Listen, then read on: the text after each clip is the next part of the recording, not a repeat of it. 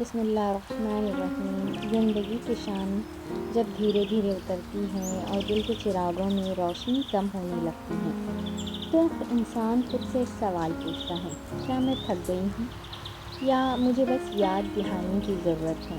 السلام علیکم، کیسی میری پیاری سسٹرز؟ اللہ سے دعا ہے آپ جہاں کہیں بھی ہوں گی وہ مسکراتی ہوں گی۔ یہ دنیا امتحان ہے اور امتحان میں سوال ہمیشہ آسان نہیں ہوتے، مگر یاد رکھو رب کبھی ایسے کندھوں پر بوجھ نہیں رکھتا جو اٹھا نہیں سکے۔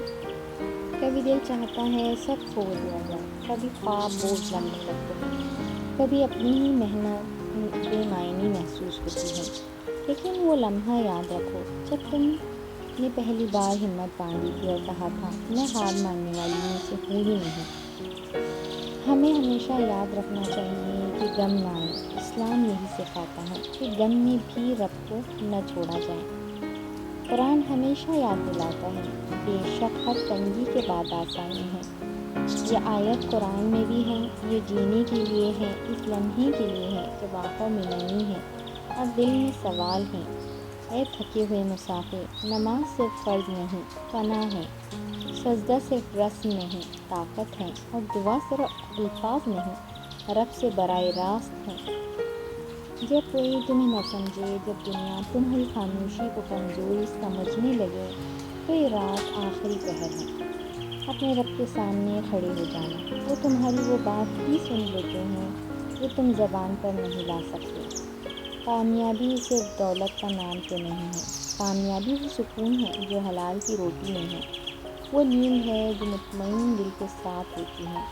نبی کریم صلی اللہ علیہ وسلم نے فرمایا، اللہ کو وہ عمل بہت پسند ہے جو مستقل ہو، چاہے تھوڑا ہی ہو۔ تو خود کو یہ مت کہو کہ میں بہت پیچھے رہ گیا ہوں، بس یہ کہو میں رکا نہیں ہوں، میں چل رہا ہوں۔ زندگی میں کچھ دن صرف صبر کے لیے ہوتے ہیں، کچھ دن شکر کے لیے ہوتے ہیں، اور کچھ دن آزمائشوں سے بھرے ہوتے ہیں، اور آزمائشیں بھی ایسی کہ بس حالت تنگ ہو جاتی ہے۔ ان آزمائشوں سے انسان تھک جاتا ہے، اتنا کہ سب سے غافل ہو جاتا ہے کہ بندہ حالات سے بدلے گا یا حالات رب کو یاد رکھے گا۔ اگر آج تم اکیلے ہو تو یاد رکھو رب تمہارے ساتھ ہیں۔ اگر آج راستہ صاف نہیں ہے تو یقین رکھو منزل تمہیں دیکھ رہی ہے۔ بس ایک کام کرو، اپنی نیت صاف رکھو، اپنی محنت جاری رکھو، اور اپنے رب پر بھروسہ مکمل رکھو۔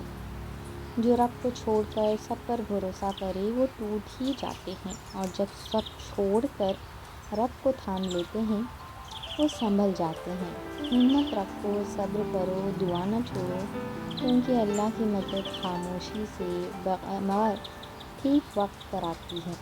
کبھی خاموشی شور بن جائے اور دل کے اندر سوال ہی سوال ہوں، کبھی آنکھیں ہنس رہی ہوں مگر روح تھکی ہوئی ہوں، تو سمجھ لو وہ لمحہ جہاں رب بندے کو اپنے قریب بلا رہے ہیں۔ یہ دنیا تماشا نہیں، یہ دنیا امتحان ہے۔ یہ مسکراہٹ بھی بن جاتی عبادت بن جاتی ہے اگر نیت صاف ہو تو، وہ آنسو بھی ثواب بن جاتے ہیں اگر صبر کے ساتھ گریں۔ وہ شخص جس نے ہمت ہارنے سے پہلے ایک بار پھر رب کو یاد کیا، جان لو تو ہارنے والوں میں سے نہیں ہے، تو ابھی راستے میں ہے، منزل نے تیرا نام سن رکھا ہے۔ قرآن نے ہمیں یوں تسلی دی، اللہ کسی جان پر اس کی طاقت سے زیادہ بوجھ نہیں ڈالتا۔ یہ آیت صرف الفاظ نہیں، یہ ان لوگوں کے لیے ہے جو راتوں کو چپکے چپکے اپنے آنسوؤں تکیے میں چھپا لیتے ہیں۔ نماز صرف فرض نہیں، یہ دل کا علاج ہے، یہ ٹوٹے ہوئے انسان کا سہارا ہے۔ جب دنیا کی آوازیں تمہیں کمزور کہنے لگیں تو سجدے میں جا کر کہنا، یا اللہ میں کمزور ہوں مگر تو سب سے طاقتور ہے۔ کچھ لوگ دیر سے کھلتے ہیں، جیسے رات کو پھول کھلتے ہیں، مگر جب کھلتے ہیں تو خوشبو دور تک جاتی ہے۔ رب کو جلدی نہیں، رب کو نیت چاہیے، رب کو آنسوؤں کی گواہی چاہیے، رب کو وہ دعا چاہیے جو ٹوٹے دل سے نکلے۔